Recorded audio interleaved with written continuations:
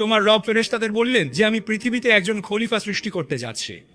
হে আল্লাহ, আপনি কি এমন কাউকে সৃষ্টি করে পৃথিবীতে স্থাপন করতে যাচ্ছেন যে বিশৃঙ্খলা সৃষ্টি করবে এবং রক্তপাত ঘটাবে এবং পৃথিবীতে অনেক ক্ষতি করবে? আল্লাহ আদমকে তার আকৃতিতে সৃষ্টি করেছেন। আদম সম্মানিত হয়েছিলেন আল্লাহ সুবহানাহু ওয়া তাআলার হাতে সৃষ্টি হওয়ার মাধ্যমে, বিরাট সম্মান। ইবলিসকে সিজদা করতে বলা হলো। ইবলিস ছাড়া সবাই তা করল।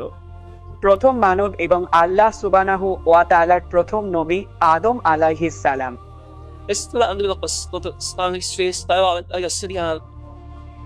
আম্মা বাদ। আল্লাহ সুবহানাহু ওয়া তাআলা তোমার রব ফেরেশতাদের বললেন যে আমি পৃথিবীতে একজন খলিফা সৃষ্টি করতে যাচ্ছি। খলিফার অর্থ কি? এর দুটি অর্থ আছে। একজন যে অন্য কারো জায়গায় দাঁড়ায় বা যে অন্যের পদ গ্রহণ করে।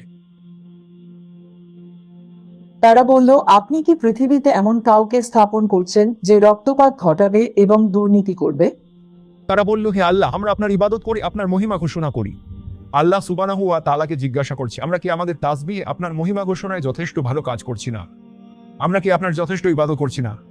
এখন আল্লাহ সুবহানাহু ওয়া তাআলা তাদের উত্তর দেন এবং বলেন, আমি যা জানি তা তোমরা জানো না। আল্লাহ তাদের যুক্তি দিতে পারতেন, আল্লাহ তাদের প্রজ্ঞা দিতে পারতেন, আল্লাহ অবশ্যই তা জানেন। আল্লাহ সুবহানাহু ওয়া তাআলা উদ্দেশ্য ছাড়া সৃষ্টি করেন না। এবং এটা খুবই সুন্দর যে আলেমরা বলেন যে যখন আল্লাহ সুবহানাহু ওয়া তাআলা বললেন, আমি যা জানি তা তোমরা জানো না, এর দ্বারা আল্লাহ সুবহানাহু ওয়া তাআলা বুঝিয়েছিলেন যে এই সৃষ্টি থেকে তোমরা পাবে আম্বিয়া, নবীদের, তোমরা পাবে মুহাম্মদ সাল্লাল্লাহু আলাইহি ওয়াসাল্লামকে, তোমরা পাবে শুহাদা, শহীদদের, তোমরা পাবে সিদ্দিক, সত্যবাদী মানুষদের, তোমরা পাবে ধার্মিক মানুষদের যা জিনরা সেই পর্যায়ে তৈরি করতে পারেনি। রাসূলুল্লাহ সাল্লাল্লাহু আলাইহি ওয়াসাল্লামের সমতুল্য জিন বা কোনো সৃষ্টির মধ্যে কেউ নেই। ফেরেশতারা কিভাবে জানলো যে মানুষ পৃথিবীর বুকে দুর্নীতি করবে? একটি ব্যাখ্যা হলো, আল্লাহ সুবহানাহু ওয়া তাআলা ফেরেশতাদের আগে থেকেই বলে দিয়েছিলেন যে মানুষ এই কাজগুলো করবে।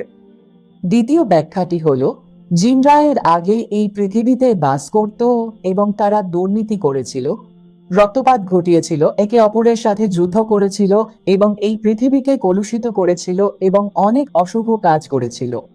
এবং তারপর আল্লাহ সুবহানাহু ওয়া তাআলা তাদের বিরুদ্ধে যুদ্ধ করার জন্য ফেরেশতাদের এবং ইবলিসকেও পাঠিয়েছিলেন। এবং তারপর তাদের ঠেলে সমুদ্রের দ্বীপগুলিতে কোণঠাসা করে দেওয়া হয়েছিল। ইবলিস জিনদের অন্তর্ভুক্ত ছিল কারণ সে এত ধার্মিক ছিল যে তাকে ফেরেশতাদের সাথে অন্তর্ভুক্ত করা হয়েছিল এবং ফেরেশতাদের মধ্যে খুব উচ্চ স্তরে উন্নীত করা হয়েছিল।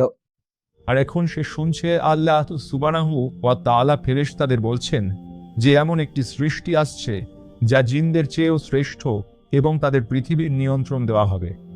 তাই আদম আলাইহিস সালাম সৃষ্টি হওয়ার আগেই ইবলিসের মধ্যে হিংসা, ঈর্ষা তৈরি হচ্ছিল। ফেরেশতারা একে অপরকে বলল, আল্লাহ যাকে খুশি সৃষ্টি করুন, তিনি আমাদের চেয়ে সম্মানিত কাউকে সৃষ্টি করবেন না এবং আল্লাহ আদমকে শুক্রবার দিন সৃষ্টি করেছেন। সেটি ছিল শুক্রবার দিনের শেষ প্রহর।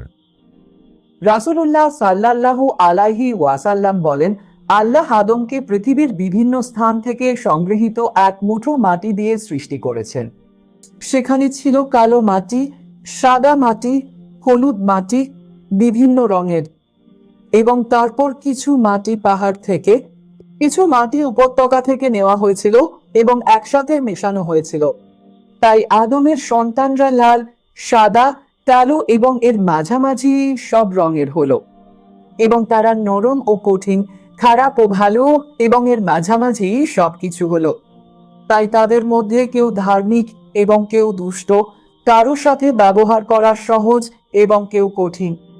তাদের যে উপাদান থেকে সৃষ্টি করা হয়েছিল সেই অনুযায়ী তারা বেরিয়ে এলো এবং তারপর মাটি জলের সাথেই মেশানো হলো। মেশানোর পর এটি কাদায় পরিণত হলো এবং তারপর এই কাদা কিছুক্ষণ রেখে দেওয়া হয়েছিল। এবং যখন আপনি কাদা কিছুক্ষণ রেখে দেন এবং এর আর্দ্রতা কমে যায়, তখন এটি আঠালো মাটিতে পরিণত হয়। তারপর সেই আঠালো মাটি আরো কিছুক্ষণের জন্য রেখে দেওয়া হয়েছিল। এর গন্ধ বদলে গেল এবং রং গাঢ় হয়ে কালো, মসৃণ ও দুর্গন্ধযুক্ত কাদা হলো। উপাদানটি নেওয়া হয়েছিল এবং আল্লাহ তা থেকে আদমের আকৃতিতে দেহ ছাঁচে ঢেলেছিলেন। দেহটি শুকানোর জন্য রেখে দেওয়া হয়েছিল এবং এটি মৃতাচের মতো কাদামাটিতে পরিণত হয়েছিল। যখন আপনি শুকনো মাটির পাত্রে টোকা দেন তখন কি হয়? এটি একটি রিং রিং শব্দ করে। সেই সময়ে এটি আত্মা ছাড়াই সেখানে বসেছিল এবং ইবলিশ সেই দেহের পাশ দিয়ে যেতে শুরু করে এবং সে এর মধ্যে প্রবেশ করতে শুরু করে এবং এর উপর দিয়ে যেতে শুরু করে এবং সে এতে টোকা দিতে শুরু করে এবং সে টোকা দিলে এটি একটি কম্পনশীল শব্দের মতো শব্দ করত। যখন সে জানতে পারল যে এটি ফাঁপা, তখন সে বলল এটি একটি দুর্বল সৃষ্টি। এবং তারপর সে বলল, যদি আমাকে তোমার উপর প্রভাব দেওয়া হয় আমি তোমাকে বিপথে নিয়ে যাব, এবং যদি তোমাকে আমার উপর প্রভাব দেওয়া হয় আমি তোমাকে অমান্য করব। সে প্রথম দিন থেকেই আমাদের শত্রু। আর আদম আলাইহিস সালাম ছিলেন 60 হাত লম্বা, যা প্রায় 2টি ফুটবল মাঠের সমান। তাই আদম আলাইহিস সালাম বিশাল ছিলেন। আদমের আরেকটি বৈশিষ্ট্য ছিল যে তার মাথায় আসলে অনেক চুল ছিল, খুব ঘন চুলওয়ালা মাথা। অধিকাংশ আলেম আরো বলেন যে আদম অত্যন্ত সুদর্শন ছিলেন। আল্লাহ আদমকে তার আকৃতিতে সৃষ্টি করেছেন। এখন এর দ্বারা কি বোঝানো হয়েছে? এটি আল্লাহর আকৃতির কথা বলছে না, এটি আদমের আকৃতির কথা বলছে। আল্লাহ আদমকে আদমের আকৃতিতে সৃষ্টি করেছেন। এর মানে হলো আল্লাহ সুবহানাহু ওয়া তাআলা আদমকে তার প্রাপ্তবয়স্ক রূপে সৃষ্টি করেছেন, যা তার সাথে ছিল। অন্য কথায়, আদম সেই পর্যায়গুলির মধ্য দিয়ে যাননি যা আমরা যাই, যেমন ভ্রূণ, তারপর গর্ভস্থ শিশু, তারপর বালক, তারপর প্রাপ্তবয়স্ক। আদম সম্মানিত হয়েছিলেন যে তাকে আল্লাহর হাতে সৃষ্টি করা হয়েছিল, এক বিরাট সম্মান। তারপর আল্লাহ সুবহানাহু ওয়া তাআলা বলেন, যখন আমি তাকে সম্পূর্ণ করব, যখন আমি তাকে আনুপাতিক করব এবং আমি তার মধ্যে আমার আত্মা থেকে ফুঁকে দেব, তখন তোমরা তার প্রতি সিজদায় লুটিয়ে পড়বে। আল্লাহ সুবহানাহু ওয়া তাআলা আদমের মধ্যে আত্মা ফুঁকে দিলেন। যখন আত্মা আদমের মধ্যে প্রবেশ করল, তখন প্রথম যে জিনিসটি ঘটল তা হলো তিনি হাঁচি দিলেন। আদম বললেন, আলহামদুলিল্লাহ, সমস্ত প্রশংসা আল্লাহর। আল্লাহ সুবহানাহু ওয়া তাআলা তাকে বলেন, ইয়ারহামুকাল্লাহ, আল্লাহর রহমত তোমার উপর বর্ষিত হোক। সাইয়েদিনা আদম আলাইহিস সালামকে এটাই প্রথম কথা বলা হয়েছিল। শুরু থেকেই তার উপর আল্লাহ সুবহানাহু ওয়া তাআলার রহমত ছিল। এবং তারপর যখন আত্মা তার শরীরে প্রবেশ করতে থাকলো, আদম আলাইহিস সালামের চোখ খুলল এবং আদম আলাইহিস সালাম জান্নাত দেখতে পেলেন। এখন যখন আদম আলাইহিস সালাম জান্নাত দেখেন এবং তিনি প্রাসাদ দেখেন এবং তিনি গাছ দেখেন এবং তিনি ফল দেখেন এবং তিনি তার চারপাশের এই সমস্ত সৌন্দর্য দেখেন, আদম আলাইহিস সালাম আত্মা তার পায়ে পৌঁছানোর আগেই সেই জিনিসগুলোর জন্য লাভ দেওয়ার চেষ্টা করেছিলেন। আল্লাহ সুবহানাহু ওয়া তাআলা একটি মন্তব্য করেছিলেন। আল্লাহ সুবহানাহু ওয়া তাআলা বলেন, আমাদের তাড়াহুড়ো করে সৃষ্টি করা হয়েছে, কিন্তু সেই তাড়াহুড়ো আল্লাহ সুবহানাহু ওয়া তাআলাকে তার রহমত দিয়ে আমাদের আশীর্বাদ করা থেকে বিরত রাখেনি। আল্লাহ আদম আলাইহিস সালামকে আত্মা দিলে সব ফেরেশতা সিজদায় লুটিয়ে পড়ল। সুবহানাল্লাহ, কোটি কোটি কোটি ফেরেশতা। কল্পনা করুন সেই দৃশ্য, সবাই আদম আলাইহিস সালামের প্রতি সিজদায় নত। তিনি জেগে উঠে এটাই দেখেন, সুবহানাল্লাহ। আর ফেরেশতারা যখন সিজদা করছিল তখন ইবলিস শুধু দাঁড়িয়েছিল। সে এক ধরনের গর্ব অনুভব করলো। সে তার ভিতরে এক ধরনের অস্বীকার এবং হিংসার অনুভূতি অনুভব করলো। এখন আল্লাহ সুবহানাহু ওয়া তাআলা ইবলিসকে প্রশ্ন করেন, হে ইবলিস, আমি যখন তোমাকে আদেশ দিয়েছিলাম তখন কিসে তোমাকে সিজদা করা থেকে বিরত রাখলো? আর এখন ইবলিসের উত্তর দেখুন, আমি তার চেয়ে উত্তম। আমি কেন সিজদা করব? আপনি আমাকে আগুন থেকে সৃষ্টি করেছেন এবং তাকে মাটি থেকে সৃষ্টি করেছেন। আমি তার চেয়ে উত্তম। আপনি গর্ব দেখতে পাচ্ছেন, অহংকার দেখতে পাচ্ছেন, ঈর্ষা, সে ঈর্ষান্বিত ছিল। কেন সব মনোযোগ পাচ্ছে? সে কোথা থেকে এসে? আল্লাহ সুবহানাহু ওয়া তাআলা তাকে সবকিছু কেন শেখাচ্ছেন? সে কেন পৃথিবীতে খলিফা হচ্ছে? আল্লাহ সুবহানাহু ওয়া তাআলা ইবলিসকে আদেশ দেন, এখান থেকে বেরিয়ে যাও, কারণ তুমি সত্যিই একজন বহিষ্কৃত, নির্বাসিত, এবং সত্যি বিচার দিবস পর্যন্ত তোমার উপর আমার অভিশাপ। আল্লাহ আমাদের সবাইকে রক্ষা করুন। এখন দেখুন শয়তান কি বলে। সে বলে, আমার প্রভু, আমাকে কিয়ামতের দিন পর্যন্ত সময় দিন। দেখুন, এত অহংকারের পর, এত অহংকার প্রদর্শনের পর এখন সে আল্লাহর কাছে প্রার্থনা করছে। এটি একটি দোয়া। আল্লাহর দিকে তাকান, তিনি দোয়ার উত্তর দেন। তুমি তাদের অন্তর্ভুক্ত যাদের অবকাশ দেওয়া হয়েছে। এমনকি এর পরেও সে কি বলে?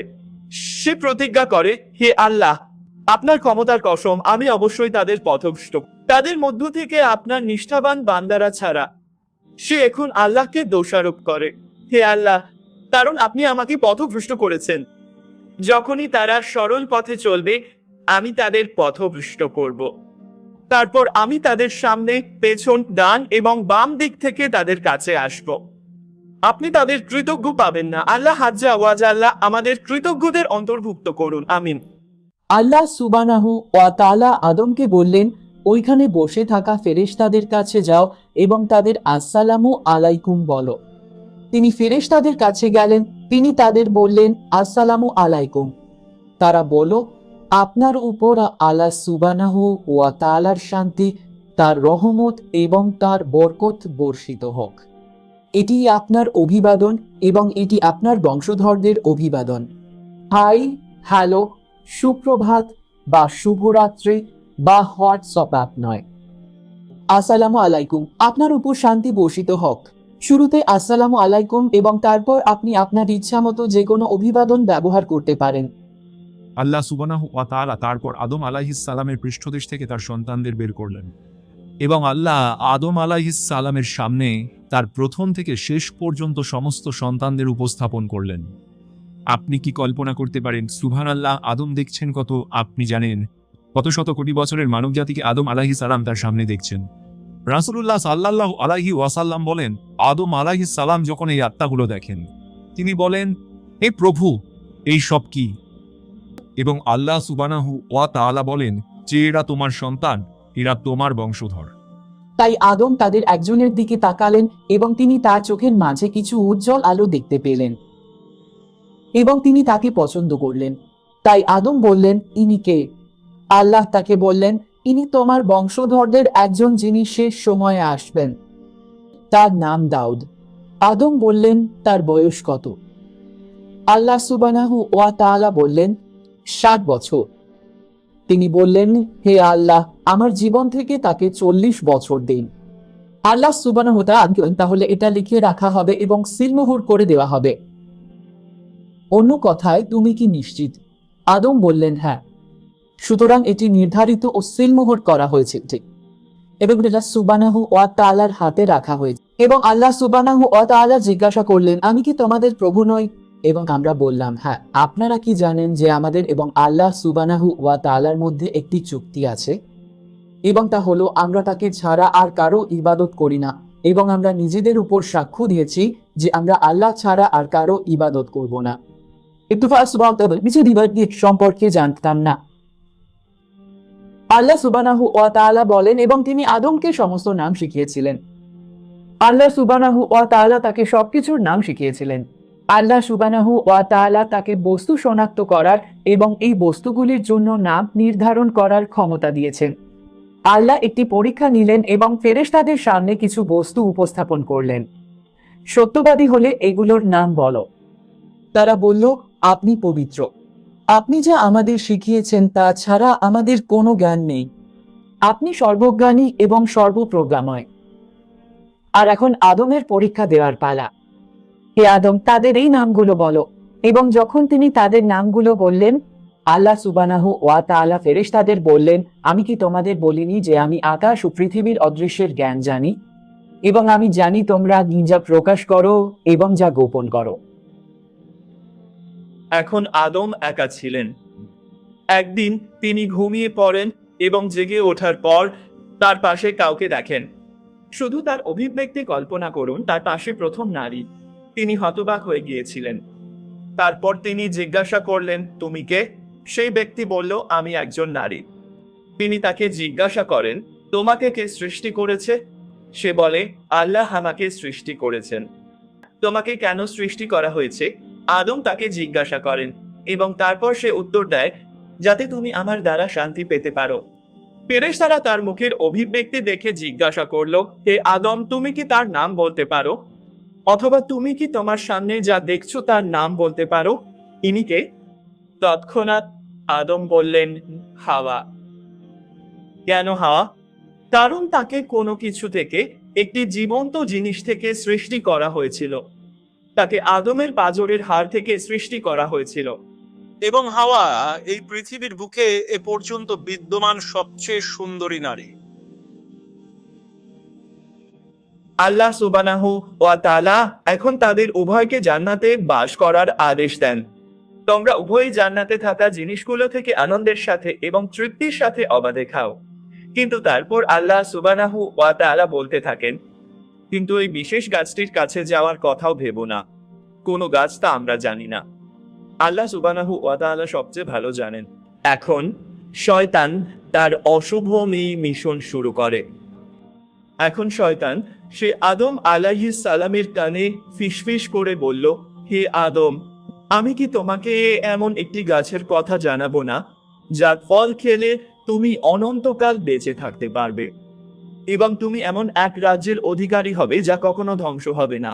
সে আরেকটি কৌশল অবলম্বন করলো, যদি তোমরা ফলটি খাও তোমরাও ফেরেশতা হয়ে যাবে। তারা শয়তানের কুমন্ত্রণা এড়িয়ে চলতে থাকলো যতক্ষণ না সে অবশেষে আল্লাহর নামে শপথ করলো। সে কসম খেল, আল্লাহর কসম, ও আল্লাহি, সত্যি আমি তোমাদের উভয়ের একজন আন্তরিক পরামর্শদাতা। সুতরাং যে মুহূর্তে সে আল্লাহর নামে প্রতিশ্রুতি দিল, সে শয়তানের কথা শুনল এবং তারা উভয়ই ফলটি খেল। যখন তারা উভয়ই গাছটি থেকে খেল, তাদের লজ্জাস্থান সাথে সাথে উন্মোচিত হয়ে গেল। তারা একে অপরের থেকে পালিয়ে গেল। তারা গাছ থেকে পাতা ছিঁড়তে শুরু করলো এবং তাদের লজ্জাস্থান ঢাকতে শুরু করলো। এবং তারপর আল্লাহ সুবহানাহু ওয়া তাআলা আদম আলাইহিস সালামকে সম্বোধন করেন, হে আদম, তুমি কি আমার থেকে পালিয়ে যাচ্ছ? এবং তারপর আদম আলাইহিস সালাম উত্তর দেন, হে আল্লাহ, আমি আপনার থেকে পালিয়ে যাচ্ছি না। আমি পালিয়ে যাচ্ছি কারণ আমি আপনার মুখোমুখি হতে লজ্জিত, আপনার অবাধ্যতা করেছি এবং সে কারণেই আমি পালাচ্ছি। এরপর তারা উভয়ে কেঁদে উঠল। আপনি কি কখনো ভেবেছেন এত বড় একজন কিভাবে এমন ভুল করতে পারেন? আদমের জ্ঞান ছিল, কিন্তু শয়তানের সাথে তার এখনো কোনো অভিজ্ঞতা ছিল না। আমরা জানি আদমের সাথে কি হয়েছিল এবং এটি শয়তানের কারণে হয়েছিল। এবং আমরা মানব জাতির এক দীর্ঘ ইতিহাস দেখেছি এবং আমরা এখনো বারবার একই ভুল করে চলেছি। আমাদের সেটা নিয়ে প্রশ্ন করা উচিত, আদম যে এই ভুলটি করেছেন সেই ঘটনা নিয়ে নয়। আল্লাহ আদমকে একটি দোয়া শিখিয়ে তাকে ক্ষমা করেছিলেন। আমরা নিজেদের উপর জুলুম করেছি। যদি আপনি আমাদের ক্ষমা না করেন এবং আমাদের উপর রহমত না দেন, তাহলে আমরা অবশ্যই ক্ষতিগ্রস্তদের অন্তর্ভুক্ত। আল্লাহ সুবহানাহু ওয়া তাআলা তাদের নিচে নেমে যেতে আদেশ দেন। কোথায় নামতে হবে? এই পৃথিবীতে। জান্নাত থেকে তোমরা সবাই। আদম আলাইহিস সালাম কোথায় নেমেছিলেন? হাওয়া আলাইহাস সালাম কোথায় নেমেছিলেন?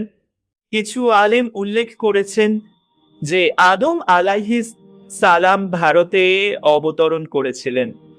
হাওয়া আলাইহাস সালাম আরবের জেদ্দার কাছাকাছি কোথাও। জানেন, শ্রীলঙ্কায় আদমের চূড়া নামে একটি পর্বত আছে। কিছু ঐতিহাসিক বলেন যে এটি সেই স্থান হতে পারে যেখানে আদম আলাইহিস সালাম অবতরণ করেছিলেন। শ্রীলঙ্কা ভারত থেকে বিচ্ছিন্ন হওয়ার আগে পর্যন্ত আসলে ভারতের সাথেই যুক্ত ছিল। আদম ও হাওয়া একে অপরকে খুঁজছিলেন যতক্ষণ না তারা আরাফাতে একে অপরের সাথে মিলিত হন। এবং আদম ও হাওয়া বাস করতেন এবং তাদের জীবন শুরু করেন এবং তারা পাহাড়ে বাস করতে শুরু করেন। আল্লাহ আজ্জা ওয়া জাল্লা তাকে শুধু সবকিছু নামই শেখাননি, বরং আল্লাহ তাকে জীবনের সাথে কিভাবে মোকাবিলা করতে হয় তাও শিখিয়েছিলেন। বেঁচে থাকার জন্য আপনার প্রয়োজনীয় সব সহজ প্রযুক্তি। হাওয়ার গর্ভে তিনি 20 বার গর্ভবতী হয়েছিলেন। প্রতিটি গর্ভেই যমজ সন্তান ছিল, একটি ছেলে এবং একটি মেয়ে। সুতরাং সরাসরি আদম থেকে তার 40টি সন্তান ছিল। এবং আদম আলাইহিস সালাম পৃথিবীতে 960 বছর বেঁচে ছিলেন। সেই 960 বছরে আদম আলাইহিস সালাম তার অনেক বংশধরকে দেখেছিলেন, অন্তত 6, 7 এবং 8 এবং 9 প্রজন্মের নাতি নাতনীদের।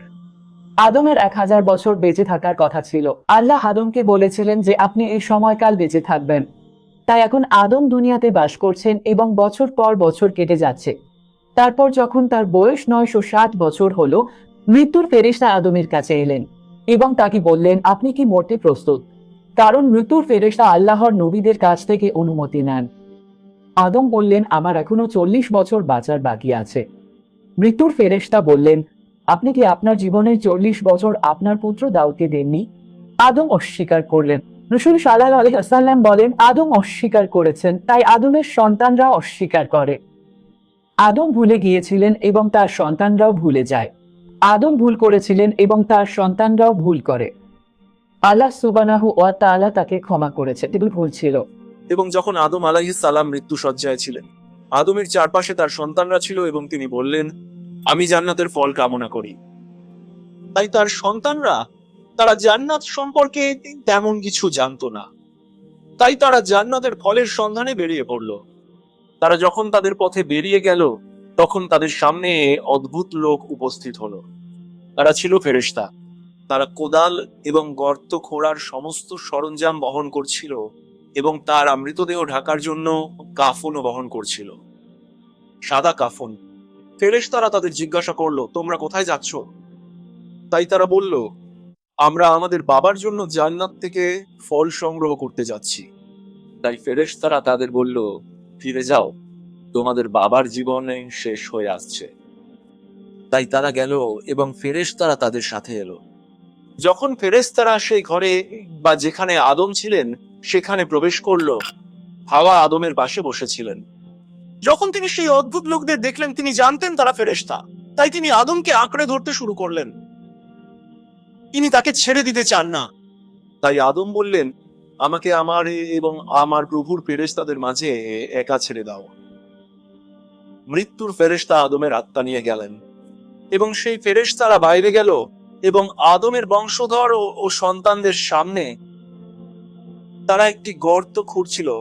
তারা আদমকে গোসল করাল, তারা কাফন দিয়ে আদমকে ঢেকে দিল এবং তারপর তারা আদমের জন্য প্রার্থনা করলো এবং তারপর তারা আদমকে কবরে নিয়ে গেল এবং আদমকে দাফন করলো এবং কবরের উপরে বালি রাখলো এবং তারপর তারা আদমের সন্তানদের বলল, এটাই তোমাদের মৃতদের দাফন করার পদ্ধতি।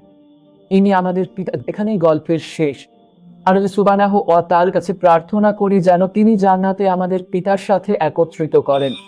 সুবহানাল্লাহ বিহামদিহি সুবহানাল্লাহ বিহামদিক নাশহাদু আল্লা ইলাহা ইল্লা আনতা নাযকুরুকা ওয়া নাতুবু ইলাইক।